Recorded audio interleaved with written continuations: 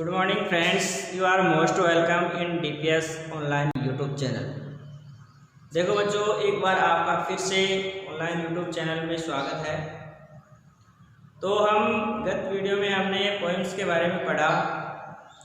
आज हम आपको एक ग्रामर का टॉपिक पढ़ाने जा रहे हैं और ग्रामर का टॉपिक हमारा है नरेशन। नरेशन का मतलब क्या होता है बच्चों? नरेशन का मतलब होता है कथन। अब कथन क्या होता है? कही हुई बात, कही हुई बात, कही हुई बात को कथन कहते हैं।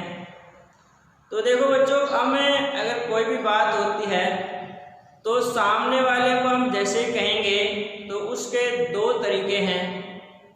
एक तो सुनी हुई बात को जैसा हमने सुना है वैसे के वैसे सामने वाले को कह दें, सीधी बात, डायरेक्ट बात। तो उस बात को हम, उस कथन को हम डायरेक्ट कथन कहेंगे, प्रत्यक्ष कथन कहेंगे, डायरेक्ट नरेशन बोलेंगे उसको। और नंबर 2, अगर कोई हमसे बात कह दिया और हमने उस बात को तोड़ मरोड़ करके कुछ और लगा करके सामने वाले को बोल दिया तो वह कथन क्या हो जाएगा? अप्रत्यक्ष कथन हो जाएगा, इनडायरेक्ट नरेशन हो जाएगा। तो प्यारे बच्चों, हमने दो चीज़ सीखी कि नरेशन क्या होता है। नरेशन का मतलब कथन और कथन का मतलब सुनी हुई बात। नंबर 2, कथन कितने प्रकार के होते हैं, नरेशन कितने प्रकार के होते हैं, काइंड्स ऑफ नरेशन। तो करें वो नरेशन दो प्रकार के हैं, डायरेक्ट नरेशन और इनडायरेक्ट नरेशन। तो मैंने आपको बता दिया डायरेक्ट नरेशन क्या होता है। Direct narration means direct talk without exchanges. अगर हम प्रत्यक्ष कथन का मतलब होता है सुनी हुई बात को हूबहू सामने वाले को कह देना, वो डायरेक्ट नरेशन है। और अगर सुनी हुई बात को तोड़ मरोड़ करके कहना, प्रत्यक्ष कथन एंड इनडायरेक्ट नरेशन है। तो लेट्स गो। आज का टॉपिक क्या है बच्चों? हमारा नरेशन। क्या है बच्चों? नरेशन। नरेशन मीन्स कथन। देखो बच्चों, आपके ये टॉपिक 4 नंबर का आएगा। कितने नंबर का आएगा? 4 नंबर का। तो सबसे पहले मैंने आपको बताया है कि kinds of narration. Kinds of narration. Narration कितने प्रकार के हैं? Number 1, direct narration. Direct narration. Second है इनडायरेक्ट नरेशन। इनडायरेक्ट नरेशन प्रत्यक्ष कथन और अप्रत्यक्ष कथन। प्रत्यक्ष कथन और अप्रत्यक्ष कथन। अप्रत्यक्ष कथन। अब देखो बच्चों, डायरेक्ट नरेशन की पहचान हम कैसे करेंगे? डायरेक्ट नरेशन का सेंटेंस 2 पार्टों में डिवाइड होता है। फर्स्ट पार्ट को रिपोर्टिंग वर्ब बोला जाता है और दूसरे वाले पार्ट को रिपोर्टेड स्पीच बोला जाता है। इसको रिपोर्टेड हम क्लास भी बोल सकते हैं। तो देखो, मैं आपको उदाहरण के द्वारा समझा देता हूं। जैसे उदाहरण है, He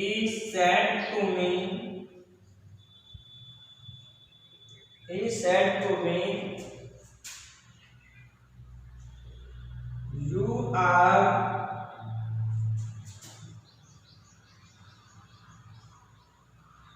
playing chess। उसने मुझसे कहा कि आप चेस खेल रहे हो। देखो बच्चों, इसमें जो डायरेक्ट नरेशन 2 पार्टों में है। फर्स्ट पार्ट है इसका, जिसको हम बोलते हैं रिपोर्टिंग वर्ब। क्या बोलते हैं बच्चों? Reporting verb. सेकंड है जो इन्वर्टेड कॉमा में बंद है, इसको बोला जाता है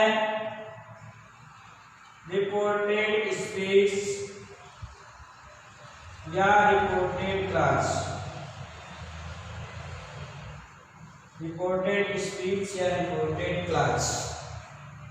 अब इन दोनों सेंटेंसों को हम कंजक्शन के माध्यम से दोनों को हम एक वाक्य में ट्रांसलेट करते हैं, एक वाक्य में चेंज करते हैं, और जो एक सिंगल सेंटेंस होता है उसको हम इनडायरेक्ट नरेशन का सेंटेंस बोलते हैं। तो इनडायरेक्ट नरेशन में बदलते समय इसमें कुछ हमें परिवर्तन करने पड़ते हैं, जैसे टेंस संबंधी परिवर्तन, प्रोनाउन संबंधी परिवर्तन, टाइम संबंधी परिवर्तन। तो उन परिवर्तनों के साथ में दोनों सेंटेंसों को जब एक सेंटेंस में चेंजेस किया जाता है तो वह इनडायरेक्ट नरेशन का वाक्य हो जाता है। अब देखो बच्चों, इनडायरेक्ट इसमें डायरेक्ट नरेशन का जो सेंटेंस है उसको इनडायरेक्ट नरेशन में बदलते समय अलग अलग सेंटेंसों में अलग अलग कंजक्शन यूज लिए जाते हैं। जैसे असर्टिव सेंटेंस में दैट, इंट्रोगेटिव के जो है इंट्रोगेटिव में हेल्पिंग वर्ब से शुरू होने वाले में इफ या वेदर, और WH वाले में जो WH वर्ड आता है वही काम में लिया जाता है। इंपेरेटिव सेंटेंस में टू, इसके अलावा ऑप्टेटिव और उसमें एक्सक्लेमेटरी में दैट का प्रयोग किया जाता है। तो कहने वाला क्या है, देखो इसमें अलग अलग प्रकार के जो वाक्य हैं उसको चयन करना आपको आगे बताएंगे। हाल फिलहाल अब देखो इसमें he said to me you are playing chess। तो इसमें जो रिपोर्टिंग वर्ब है, इस रिपोर्टिंग वर्ब का कभी भी टेंस परिवर्तन नहीं होता है। टेंस परिवर्तन हमेशा रिपोर्टेड स्पीच या रिपोर्टेड क्लास का होता है। नंबर 2, और उसमें जब रिपोर्टिंग वर्ब पास्ट टेंस में होती है तभी रिपोर्टेड स्पीच का टेंस परिवर्तन होगा। अगर रिपोर्टिंग वर्ब प्रेजेंट या फ्यूचर टेंस में है तो रिपोर्टेड स्पीच का टेंस परिवर्तन नहीं होगा। सेकंड बात, अगर यहाँ पे रिपोर्टिंग वर्ब पास्ट टेंस में है और अगर रिपोर्टेड स्पीच में अगर यूनिवर्सल ट्रुथ का कोई सेंटेंस है, कोई डेफिनेशन है, कोई जैसे मान लो साइंस फैक्ट है, तो उस समय हम उसका परिवर्तन नहीं करते हैं, उस समय उसमें कोई टेंस परिवर्तन नहीं होता है। अब ये चेंजेस करना आगे सीखेंगे। हाल फिलहाल डायरेक्ट और इनडायरेक्ट नरेशन की चर्चा कर रहे हैं। तो इसको जैसे मान लो ये है, उदाहरण के लिए he said to told me, me का मीन असर्टिव सेंटेंस है, कंजक्शन वर्ब दैट भी होगा। अब देखो बच्चों इसमें जो है सेकंड पर्सन है, सेकंड पर्सन हमेशा ऑब्जेक्ट के साथ चेंज होता है। तो ऑब्जेक्ट इसका मी, तो मी का सब्जेक्ट क्या हो जाएगा आई, तो यू की जगह आई आएगा, आर की जगह क्या जाएगा, यहाँ पे टोल्ड आ रहा है पास्ट टेंस है इसमें, तो यहाँ पे पास्ट टेंस होगा तो आर की जगह क्या हो जाएगा वाज का। तो आई को पास्ट टेंस में सिंगुलर मानते हैं, इसलिए आई के साथ में वाज का प्रयोग होगा। तो आई वाज प्लेइंग चेस। तो इस प्रकार से इस इनडायरेक्ट नरेशन में बदलते समय सबसे पहले हमने ये परिवर्तन किया वर्ब का, उसके बाद में कंजक्शन यूज किया, तीसरी इसमें इन्वर्टेड कोमा को हटा दिया गया, और चौथा टेंस के साथ में परिवर्तन करके इसको वाक्य में चेंज कर दिया। तो ये दोनों सेंटेंस एक सेंटेंस में चेंज हो गए, तो ये क्या हो गया बच्चों, इनडायरेक्ट नरेशन। क्या हो गया, इनडायरेक्ट नरेशन। आगे डायरेक्ट और इनडायरेक्ट, इसको नरेशन है डायरेक्ट से इनडायरेक्ट नरेशन में अगर हम चेंज करते हैं तो उस समय उसकी दृष्टि से जो नरेशन के प्रकार हैं ये 5 प्रकार के होते हैं। 5 प्रकार के वाक्य ऐसे हैं जिनको हमें डायरेक्ट से इनडायरेक्ट में बदलना होता है। वो कौन कौन से वाक्य हैं बच्चों, वो है पहला sentence assertive sentence. Assertive sentence का मतलब साधारण वाक्य है। दूसरा है इंट्रोगेटिव सेंटेंस, प्रश्नवाचक वाक्य। इंट्रोगेटिव सेंटेंस 2 प्रकार के होते हैं, एक हेल्पिंग वर्ब से शुरू होने वाला और दूसरा WH वर्ब से शुरू होने वाला। तीसरा है बच्चों इंपेरेटिव सेंटेंस, इंपेरेटिव सेंटेंस आज्ञार्थक वाक्य। चौथा है ऑपरेटिव सेंटेंस, कामनाबोधक वाक्य।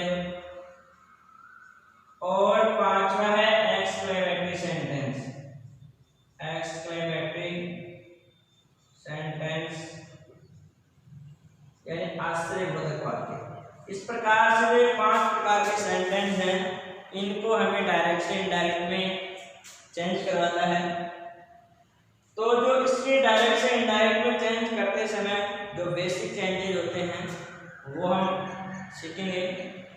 तो देखो बच्चों कौन कौन से बेसिक चेंजेस होते हैं। तो यहाँ पे देखो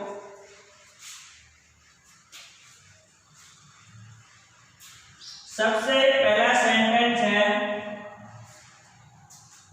असर्टिव सेंटेंस। कौन सा है बच्चों? Assertive sentence. असर्टिव सेंटेंस का मतलब साधारण वाक्य, साधारण वाक्य। साधारण वाक्य में कौन कौन से चेंजेस होते हैं? देखो नंबर 1 रिपोर्टिंग वर्ब में है, जो उसकी वर्ब आती है उसमें परिवर्तन होता है। और परिवर्तन कैसे होगा बच्चों? अगर वहां पे से आएगा तो से की जगह इनडायरेक्ट में से लिखा जाएगा। अगर से आएगा तो से की जगह से लिखा जाएगा। अगर से टू आ गया तो टैक्स लिखा जाएगा। अगर सेट टू आ गया तो टोल्ड लिखा जाएगा। अगर विल से आ गया तो विल से का विल से लिखा जाएगा, विल से। अगर विल से टू आ गया, विल से टू तो विल टेल में बदल दिया जाएगा। ये है रिपोर्टिंग वर्ब का चेंजेस, रिपोर्टिंग वर्ब का चेंजेस नंबर 1 चेंज है। सेकंड चेंजेस क्या होगा बच्चों इसमें? सेकंड चेंजेस हो जाएगा टाइम। देखो टाइम चेंजेस कैसे होता है? अगर असर्टिव सेंटेंस इसमें डायरेक्ट वाले वाक्य में रिपोर्टेड स्पीच में, रिपोर्टेड स्पीच में अगर नाउ आया है तो नाउ की जगह हम देन लिखेंगे। अगर हियर आ रहा है उसकी जगह हम हियर लिखेंगे। अगर टुडे आ रहा है तो दैट डे लिखेंगे। अगर यस्टरडे आ रहा है तो यस्टरडे की जगह क्या लिखेंगे बच्चों? द प्रीवियस डे लिखेंगे, द प्रीवियस डे लिखेंगे। टुमारो आ रहा है तो उसकी जगह द कमिंग डे लिखेंगे।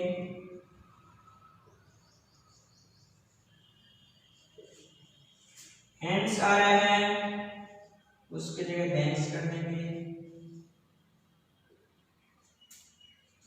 कई बार कम को हम दो में बदल देते हैं,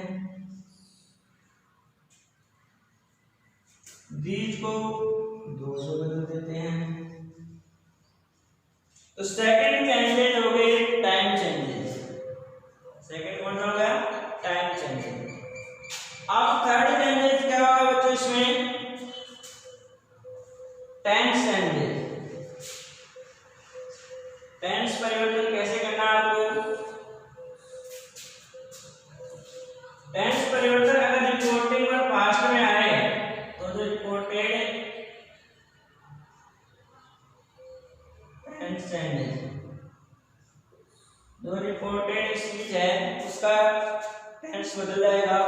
टेंस कैसे बदलेगा बच्चों? सिंपल प्रेजेंट है, सिंपल प्रेजेंट बदल जाएगा सिंपल पास्ट में।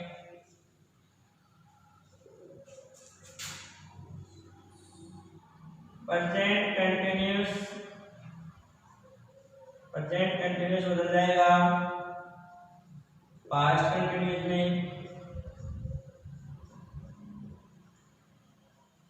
यानी प्रेजेंट पास्ट में चेंज हो जाएगा। Present simple present simple past में, present continuous past continuous, present perfect past perfect में, present perfect continuous past perfect continuous, present perfect past perfect में। चौथा है present perfect continuous, present perfect continuous,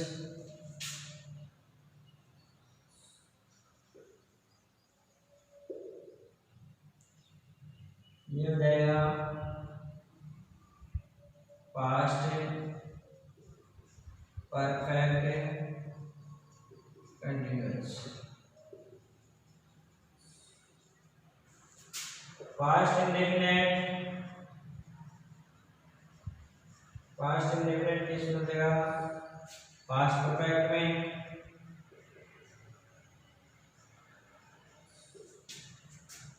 past continuous,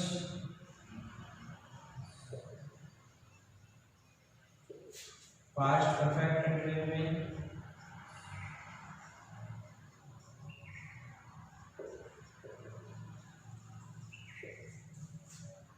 past perfect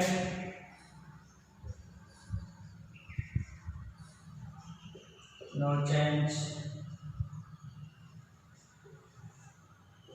past perfect continuous,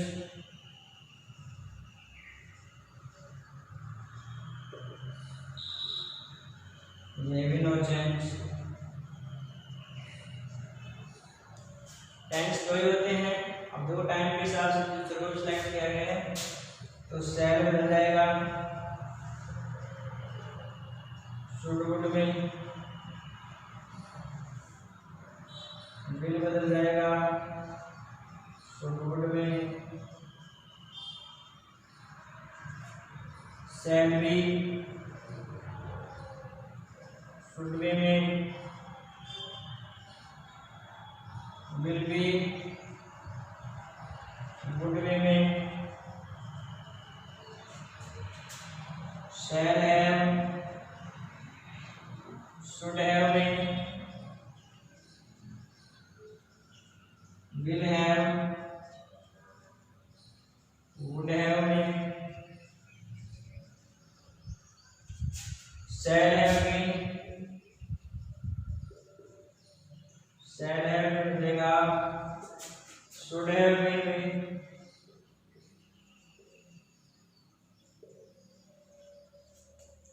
will have been would have been में,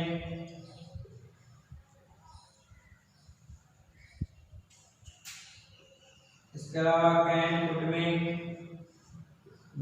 might में और could might should would ये रहेंगे बच्चों no change. इस प्रकार से हमें टेंस का परिवर्तन करना है। फोर्थ चेंजेस क्या होगा बच्चों, मैं आपको बता देता हूं। कंजक्शन, कंजक्शन क्या लगेगा इसमें, कंजक्शन लगेगा दैट, दैट लगाएंगे, कंजक्शन क्या लगेगा दैट। अब रिपोर्टेड जो स्पीच है उसमें जो क्या क्या परिवर्तन करेंगे, रिपोर्टेड स्पीच में जो प्रोनाउन है, प्रोनाउंस चेंजेस वो कैसे होगा बच्चों, उसमें देखो फर्स्ट पर्सन है, फर्स्ट पर्सन आई और वी, ये रिपोर्टिंग वर्ब के सब्जेक्ट के अनुसार चलेंगे।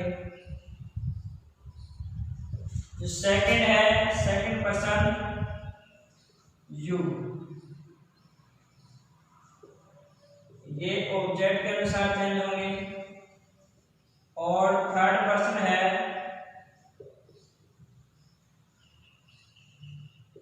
he, she, it, they और name, ये बच्चों नो चेंज रहेंगे। इसका एक फॉर्मूला है सन बटा 123, सन बटा 123। इसका मतलब एस का मतलब सब्जेक्ट, ओ का मतलब ऑब्जेक्ट, एन का मतलब नो चेंज। एक का मतलब फर्स्ट पर्सन, दो का मतलब सेकंड पर्सन, तीन का मतलब थर्ड पर्सन। यानी फर्स्ट पर्सन बदलेगा रिपोर्टिंग वर्ब की सब्जेक्ट के अनुसार, सेकंड पर्सन बदलेगा रिपोर्टिंग वर्ब के ऑब्जेक्ट के अनुसार, और थर्ड है नो चेंज। थर्ड क्या रहेगा? No change. तो ये थे प्रोनाउन। इसकी मैं आपको एक टेबल लिखवा देता हूँ, प्रोनाउंस टेबल।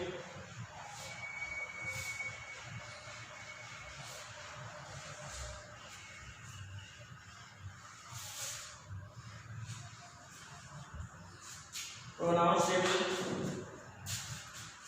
इसमें यहाँ पे pronoun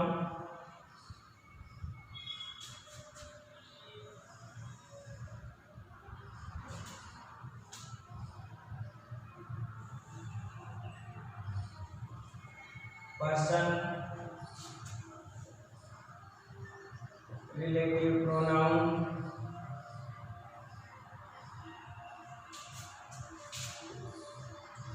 possessive pronoun,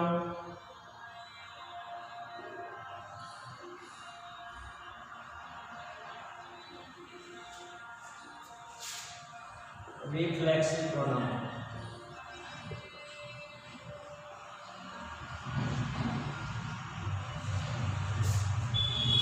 reflexive pronoun देखो, रिलेटिव का मतलब होता है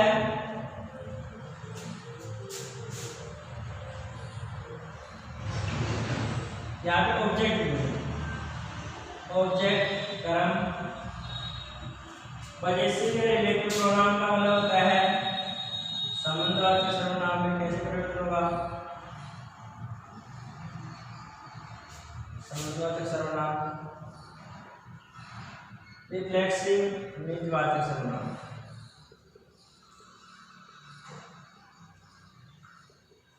देखो जिसमें जो फर्स्ट पर्सन है, फर्स्ट पर्सन आई, आई का ऑब्जेक्ट क्या होता है बच्चों? मी। इसका रिलेटिव माई, और यहाँ पे हो जाएगा माई सेल्फ। वी का वी यानी हम, अस यानी हमें, आवर यानी हमारा, और आवर सेल्व्स हम अपने आप। इसके अलावा सेकंड पर्सन में देखो, सेकंड पर्सन में आता है बच्चों यू। यू का क्या हो जाएगा? यहाँ पे ऑब्जेक्ट भी रहेगा, इसमें हो जाएगा योर, और ये हो जाएगा योर सेल्फ और योर सेल्व्स। थर्ड पर्सन है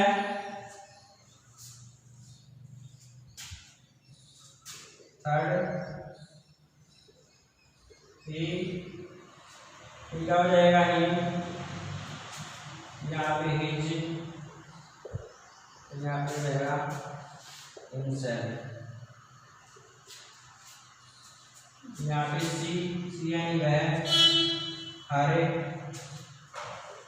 यहाँ पे भी रहेगा हरे, और यहाँ हरसेल्फ।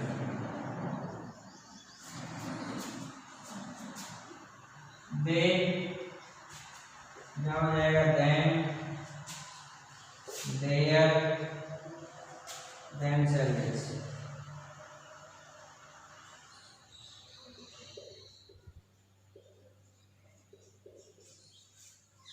इसके अलावा नाम अगर जेंट्स हो तो यहाँ पे हो जाएगा हिम या हिज या हिमसेल्फ, यहाँ है लेडीज, यहाँ हर, यहाँ पे भी हर, यहाँ रहेगा हर्षद। देखो दोस्तों ये प्रोनाउन की टेबल थी, इसमें आपको चेंजेस कैसे करना है। जैसे मान लो यहाँ पे आ रहा है रिपोर्टेड स्पीच में यू, तो वो बदलेगा ऑब्जेक्ट के अनुसार, और ऑब्जेक्ट में है जैसे मान लो यहाँ पे मी, तो मी का सब्जेक्ट आया हुआ, तो इसका चेंजेस जैसे मान लो यहाँ पे योगा योर आ रहा है, तो योर के लिए क्या लिखेंगे हम, माई लिखेंगे। तो ये मैं आपको एक सेंटेंस के माध्यम से बता दूंगा। अब ये है प्रोनाउन चेंजेस। अब हम सीखेंगे कि असर्टिव सेंटेंस का परिवर्तन किस प्रकार से किया जाता है। देखो जो सामने हो, पहला वाक्य है he said to me you are reading my book। तो इसमें चेंजेस इस प्रकार से करेंगे। सबसे पहले देखो ये डायरेक्ट नरेशन का सेंटेंस है, इसको इनडायरेक्ट में चेंजेस करना है बच्चों। तो मैंने आपको बताया था कि यहाँ तक टेंस परिवर्तन नहीं होगा। सबसे पहले ही का ही लिखेंगे, सैड की जगह क्या आएगा, टोल्ड आएगा। तो यहाँ पे सैड की जगह सैड और सैड टू की जगह टोल्ड, इसलिए हमने सैड टू की जगह क्या लिख दिया, टोल्ड। पहला परिवर्तन ये हो गया। उसके बाद में मी का मी, सेकंड परिवर्तन यहाँ पे कंजंक्शन लगाना है। साधारण वाक्य में कंजंक्शन दैट लगता है, इसलिए यहाँ पे दूसरा परिवर्तन हो गया। थर्ड परिवर्तन यू, यू क्या है बच्चों, सेकंड पर्सन। तो मैंने बताया था सेकंड पर्सन रिपोर्टिंग वर्ब की ऑब्जेक्ट के अनुसार बदलता है। तो ऑब्जेक्ट क्या है बच्चों, इसका मी, तो ये तो ऑब्जेक्ट है, ये सब्जेक्ट है, तो हमें सब्जेक्ट की जगह सब्जेक्ट लिखना है। तो यहाँ पे मी का सब्जेक्ट क्या होगा बच्चों, आई, इसलिए हम यू की जगह लिखेंगे आई। यू की जगह क्या लिखेंगे, आई। अब आगे है टेंस परिवर्तन, आ रहा है प्रेजेंट कंटीन्यूअस का वाक्य है और यहाँ पे पास्ट टेंस में है, इसलिए चेंजेस होना तय है। तो प्रेजेंट कंटीन्यूअस किसमें बदलेगा बच्चों, पास्ट कंटीन्यूअस में। तो पास्ट कंटीन्यूअस में हेल्पिंग वर्ब वॉज और वर आती है, सिंगुलर सब्जेक्ट के साथ में वॉज और प्लूरल सब्जेक्ट के साथ में वर। चूंकि आई है, आई को पास्ट टेंस में सिंगुलर माना जाता है। क्या माना जाता है, एक वचन कर्ता माना जाता है। तो एक वचन कर्ता के साथ में वॉज लगाएंगे, वर लगाएंगे, वॉज लगाएंगे, इसलिए यहाँ पे आई की जगह क्या आ गया, वॉज। तो थर्ड परिवर्तन यहाँ हो गया, फोर्थ परिवर्तन यहाँ हो गया। रीडिंग है, रीडिंग में कोई परिवर्तन नहीं करेंगे, रीडिंग की जगह रीडिंग। अब अगला है माई। माई क्या है बच्चों, देखो माई कहाँ है, यहाँ पर है आई की। तो अब माई आ रहा है, तो माई का सब्जेक्ट क्या हो गया, माई का सब्जेक्ट हो गया आई। क्या हो गया, आई। और आई फर्स्ट पर्सन है, और फर्स्ट पर्सन क्या हो जाएगा, सम डायरेक्शन केस के अनुसार फर्स्ट पर्सन बदलेगा रिपोर्टिंग वर्ब का सब्जेक्ट है उसके अनुसार। तो रिपोर्टिंग वर्ब का सब्जेक्ट है बच्चों ही है, क्या है, ही। तो आपको आई से कहाँ आना है, ए में आना है। अब देखो मैं आपको बताऊं कि आपको माई की जगह कैसे लिखना है, क्या लिखोगे। तो यहाँ से देखो यहाँ पे इसका संबंध वाचक है माई, तो ही का क्या हो जाएगा, हिज।